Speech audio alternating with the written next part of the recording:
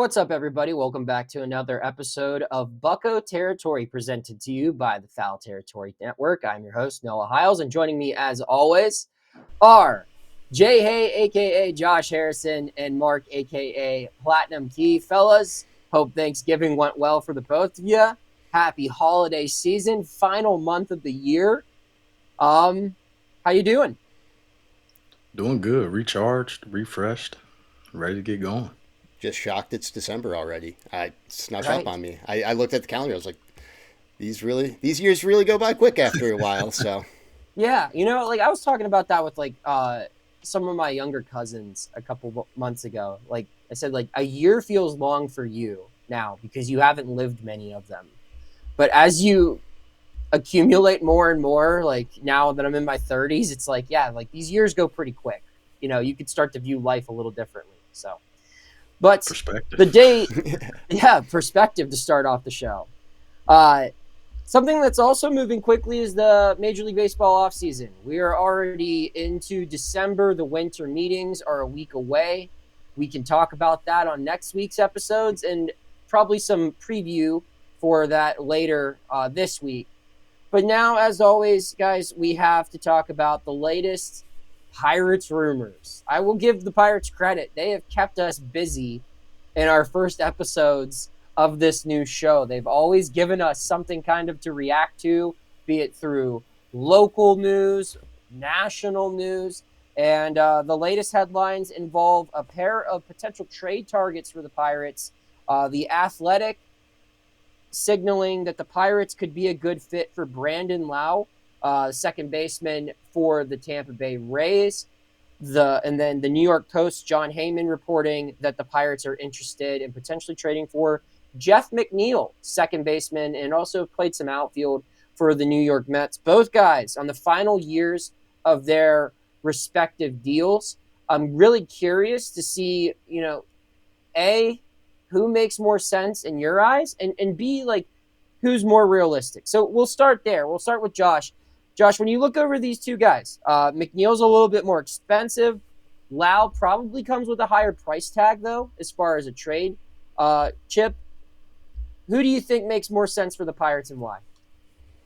Um, I think both of them are two different players. To me personally, I think Brandon Lowe would make a little bit more sense talking about, some pop from the left side, which is what the Pirates are looking for. Somebody to man second base. And provide that, feared hitter, somewhat that can drive and runs, early, middle part of the order. But I would think that his price tag via trade would be a little bit more expensive.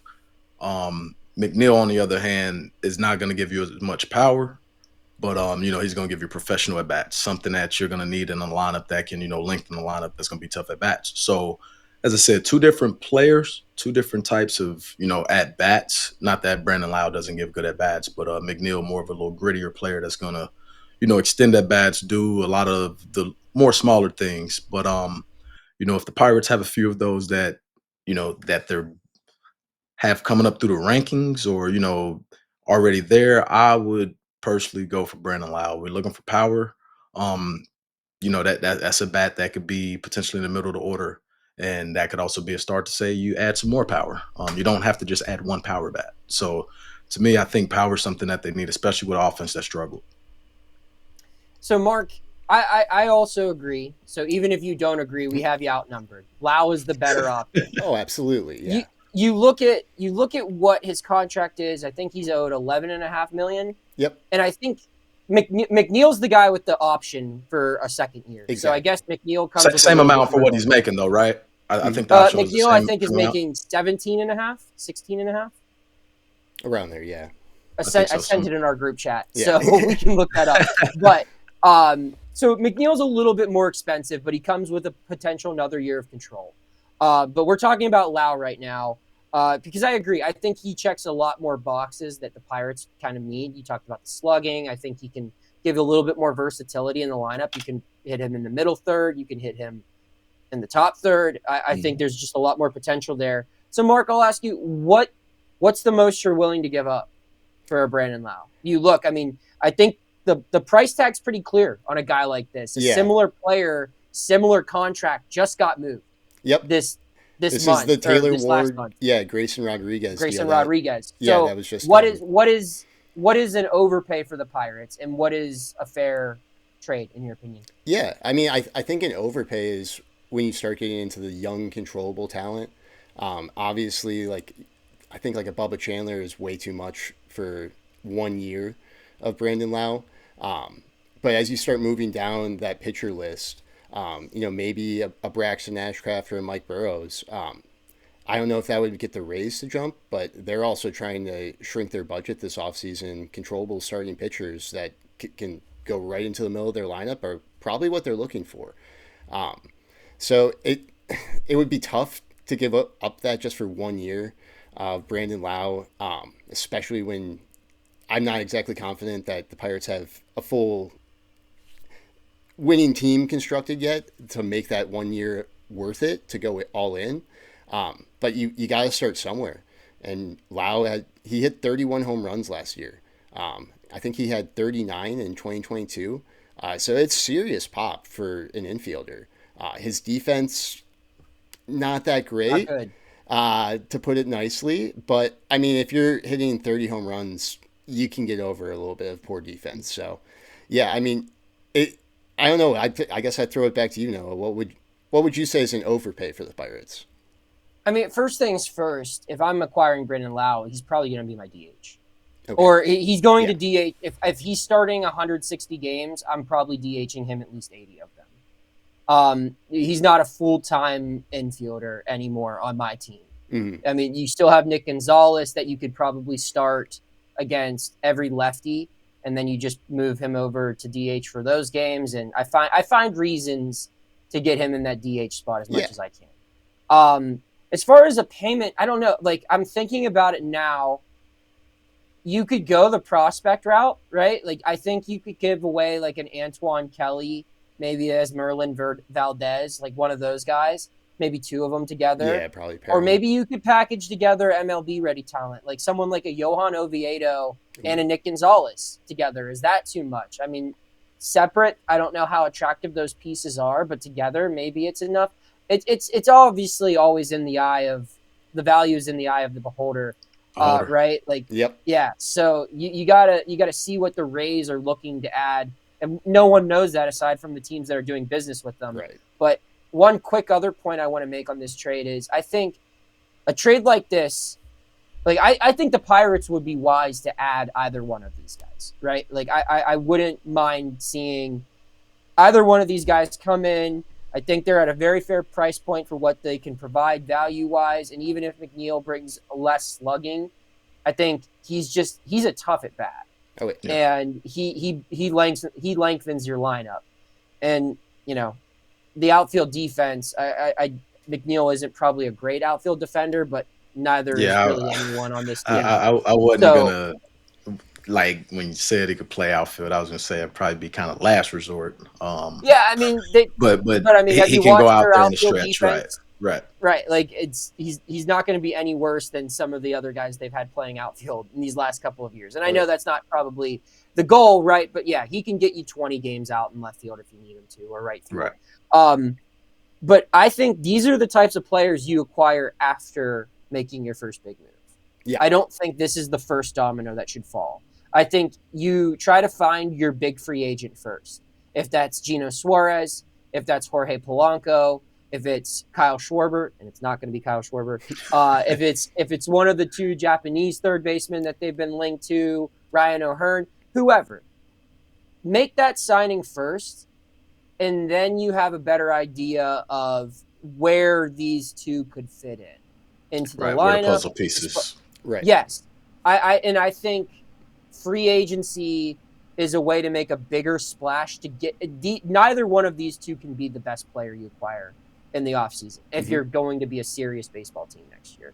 So I think that by signing someone who's a higher caliber talent than either one of those two allows you to kind of figure out, all right, well, you move Keller, both of these salaries are essentially house money. Right. I think McNeil's making like $1 million more than Mitch Keller. So you're essentially covering your costs there by acquiring either one. But then you can figure out, okay, well, if we acquired a Polanco, then where you might need to just acquire Lowe to be like a full-time DH, or if you acquire a Right. third baseman, then second base is open, vice Right. versa. So that's how I view it. But we Yeah, can move and- on. Before we do move on, want to take a quick break for our sponsors. I have a unique holiday gift idea. It is called Superpower because, Kratz, they care about you. It's a very unique health platform. It's new, and it finally gets you the answers that you need about what's really happening inside your body and what to do about it. I got the answers. I'm on the journey of what to do about it. Why would I not want to give it to one of my loved ones in my life? Give your loved ones something that actually lasts. That's right, Kratz. Better health and more time with you. If you go to superpower.com/gift, you get a free $49 premium gift box with your gifted membership. After you sign up, they'll ask you how you heard about them. Please mention FT to support the show. One simple lab test measures 100 plus biomarkers. We're talking hormones, vitamins, minerals, and so much more. You'll get a full health report and a personalized action plan built by clinicians, including nutrition, supplement, and lifestyle guidance. Get after it, FT fam. All right, so we move on now to our second topic of the day. Another name linked, guys. If the Pirates could just acquire every single player that they're linked to, I really like their chances next year. Their I think payroll they is have going like to a be full 26-man roster almost at this Yeah. point. Like, their payroll will be about $500 million if they acquire every single guy that they're attached to. But hey, it's something, right? Let's see who they get. But this is a name that some people connected them to and said it would be a good fit. But now that we know, I mean, John Heyman reported that the Pirates have some interest in JT Realmuto. This is an interesting potential signing for a multitude of reasons. And it's obviously going to come with some clear parallels to the last time this team was good. Josh, you more than anyone else on this show would understand the value of what acquiring a veteran all-star catcher still well into the productive part of his career can bring to a team. Talk about it. Is there any similarity to what Realmuto could provide to the Pirates to what Russell Martin did in 2013 and 2014? Yeah, definitely. Definitely some similarities as far as you mentioned, a veteran catcher coming from a big market that's been through a lot of tests. But not only that, offensively, offense is something that's going to ebb and flow. But JT's done enough offensively that that's a bat that can definitely help a lineup. But I look more defensively because when Russ came over defensively, he was the most athletic catcher I've ever played with. And you can see the way that he was set up and make throws, picks. And getting a chance to spend some time with JT. JT is very similar. JT is an athletic catcher. He can run, he can throw. But some of the things he does behind the plate, just being a veteran catcher is going to be able to, help man a staff, young and old, I don't even want to say old, but, veteran players. But, catching is a very important position. And if that's a place that, you can get a guy like a JT Realmuto that, is going to be solid, that's going to play pretty much every day behind the plate. I seen this dude play banged up, but he's going to play hard. He shows up every day. That's a lot, especially what I consider the most important position on the field. So I think that would be, if they could make that happen, it could definitely be very reminiscent of, when Russ signed or got traded to, Pittsburgh. That was a spark that, everybody felt. And, the pitchers loved it, the position players loved it, and, the city loved it as well. Yeah, and I think it could be a little different, right? Because you have Henry Davis, who is a solid defensive catcher, right? So you have your number two. And I don't think if you're acquiring JT to come here, I don't think you're asking him to take on the workload that Russell Martin was taking on in 13 and 14. I don't think you're expecting him to be squatting back there as frequently. He's certainly going to be your primary catcher, but he's a guy who could probably DH 40, 50 games for you if you need them. The other thing, too, I think that Martin provided the Pirates aren't going to have. I mean, the year prior to Martin coming, everyone was running on you guys. And they've made videos about it, right? Yeah. And because, certain guys in that rotation, they did not care how long they took to get the ball to home plate. They just did their thing. And to their credit, they were good pitchers. they just fixed that problem with Russell Martin. The Pirates don't necessarily have that problem. It's just, I think, acquiring a player like Realmuto is along the same thinking that they did when they hired their new pitching coach. This is working right now, but this could take it to the next level. And the Realmuto, I mean, the cost, ESPN projects him to be a 2-year, $32 million deal, so $16 million AAV. That should be well in their price range. The only concern for me is that he's 35 years old. That's a big difference than Martin, who came here at 30 and 31 years old. And to his credit, I mean, Martin left and he played in Toronto after and was super productive there, well into his mid-30s. But I mean, this is a guy, like you said, Josh, he's taken some bumps and bruises throughout the time. And I know I just pointed out that, you might only need him to catch 90 to 100 games. But Mark, is 35 years old too old to be signing a catcher for $16 million on a team that's going to have a payroll close to $100 million altogether? Yeah, I mean, that was my biggest apprehension. Last year was the very first time that JT Realmuto had an OPS plus below 100 since, I think, 2014 or 2015. So he just is starting to show a little bit of that decline at the plate. At the same time, though, I mean, what he can bring for this pitching staff, that age is just as much of a benefit on the other side. Because, I mean, the Philly starters were really, really good last year, and JT Realmuto played in 134 of those games. So if you want a catcher that has insane pop like Henry Davis, who has a bat like Joey Bart, I mean, JT Realmuto is just fusing the two together to me. So it would make a lot of sense for the Pirates as far as fit, but I don't know about the financial side, because that is quite the commitment and a risk for a guy who, again, is 34 going to be 35 and at a position that isn't exactly the kindest to your body as you age. So it would be a risk, but if that's the best the Pirates can do, I wouldn't hate it. I will say that some of that financial commitment is investing in something that they need off the field. Yeah.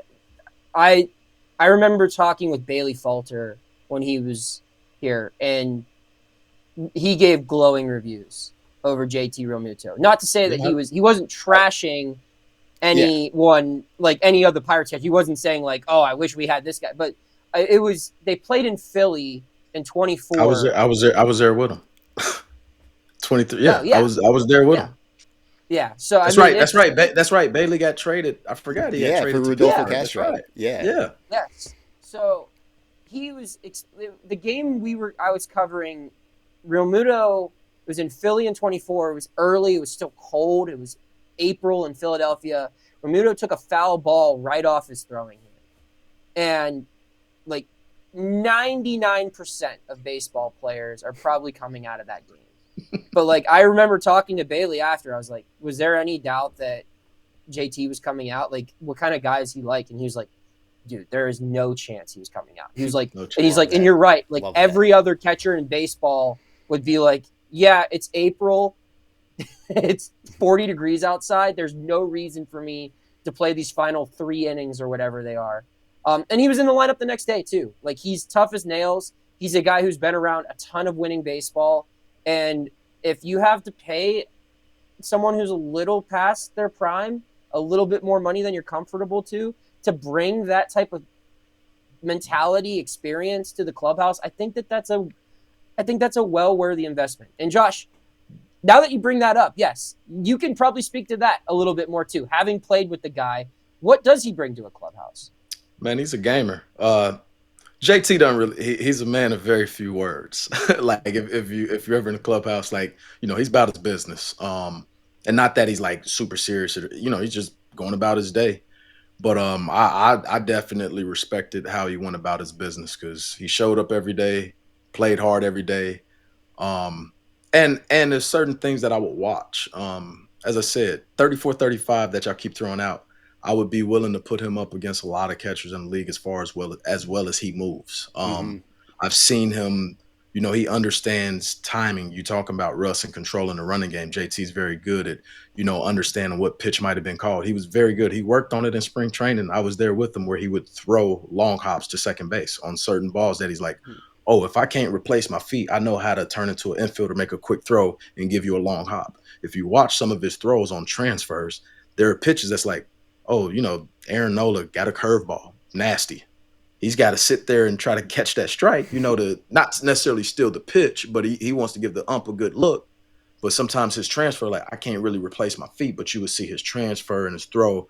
He was more worried about being accurate on certain pitches where it's like, some catchers like, oh, I'm trying to get it there, where he was a gamer. And being behind the plate, you got to understand the ins and outs and how to find those moments. And there'd be a lot of plays that I saw bang, bang at second that he threw out because he wasn't worried about trying to replace his feet. He knew how to be an athlete. And it was very reminiscent of Russ Martin. I think a little bigger than Russ, but. Yeah, I think you just sold me on JT Realmuto. I think that's there's a lot of what you just described and everything. Like, I think that makes a lot of sense. And then also just, again, hammering it back, they have, I would assume if they would acquire Realmuto that Joey Bart's probably the odd man out here. Mm-hmm. But you have Davis who's going to catch Skeens. Right. Maybe you don't have to have him catch Skeens anymore, but like he probably still will. And then you have Ro Flores, who's this rookie who's one of your top prospects who can he'll probably see more time at first base next year. He'll be a platoon guy with Spencer.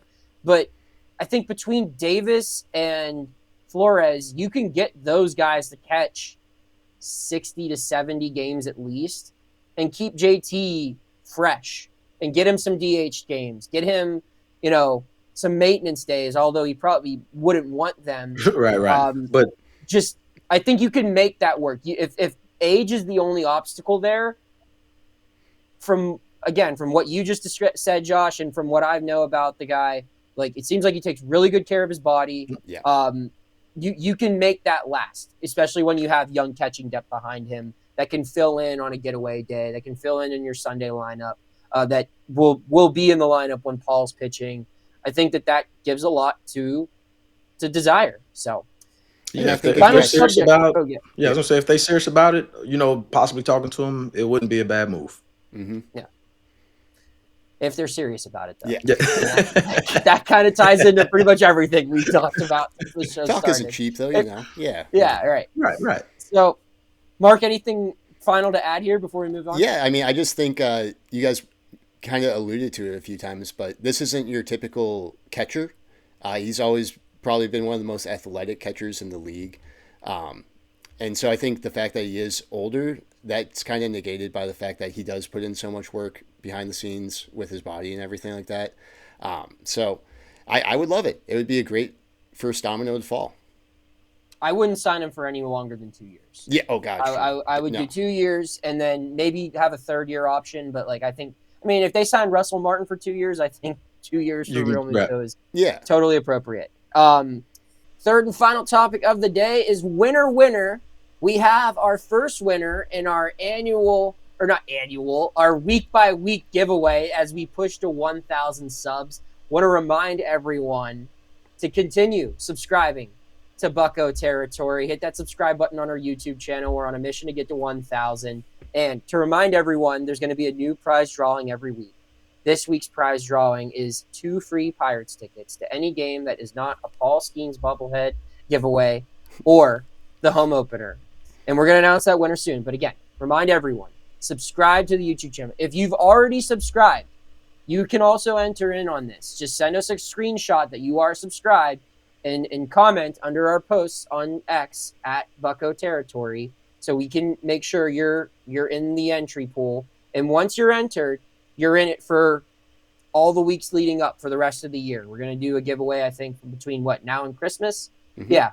So we've got 3 more weeks worth of giveaways to go. So 3 more prizes. This first week's prize, though, 2 free tickets to a Pirate game of your choice. And the winner is Adam Martz. Congratulations to Adam Martz. You are our first winner. Thank you so much for subscribing, Adam. We will be treating you to a Pirate game of your choice for the 2026 season. There you will get to watch JT Realmuto, Brandon Lowe, Kyle Schwarber, and Shohei Ohtani lead the Pittsburgh Pirates to an undefeated 162-0 season. Let's go. Hell, Josh Harrison's coming out of retirement too. He's going to play. Let's do it. Yeah, he can play third base. He'll be good to go. A little bit everywhere but pitcher. Or no catcher. I take that back. Josh, real talk. If we brought you out of retirement now, do you think you could hit over 200? Easily. You think you could hit over 250? Depends how many games I'm playing, but constant reps, yes. I mean, I never hit under 250 given everyday play. I won't even say given consistent playing time, I'm hitting 250. Do you think the pitching has gotten a lot better since you? I mean, you haven't been out of the game that long, I guess. So no, I just think hitting's getting worse. Okay, interesting. Hitting has gotten worse. Do you think you could hit over 270? If I'm playing every day and I'm back in shape, I'm hitting 270. I ain't gonna say I ain't.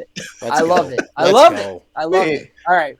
It's a good one. 270 career hitter, I think. So yeah, that was on the graphic. Maybe 270. A little bit better than mine, yeah. Mark, I hit 340 my senior year of high school. I want that on my graphic. Next week, you got it, yeah. Okay. Josh, what'd you hit your senior year of high school? Oh, God. I think like 5 something. I was going to say, did it start with a 5 probably? Yeah. It was either like 470 or 5, something like, I don't know. I was going to say, 340 sounds really good until you realize a good batting average in high school. Yeah. Better have a 4 in front of it. So, yeah. 340 is still solid, though. It's solid. Yeah, solid. Whatever. Yeah. All right. He's Platinum Key, a.k.a. Mark. He's Josh Harrison, a.k.a. J-Hay. I'm Noah Hiles. Thank you for tuning in to another episode of Bucco Territory presented by the Foul Territory Network. Subscribe. We'll see you next week. Or we'll see you later this week. Yeah. Later this week. See you Thursday. See you Thursday. Congrats again, Adam.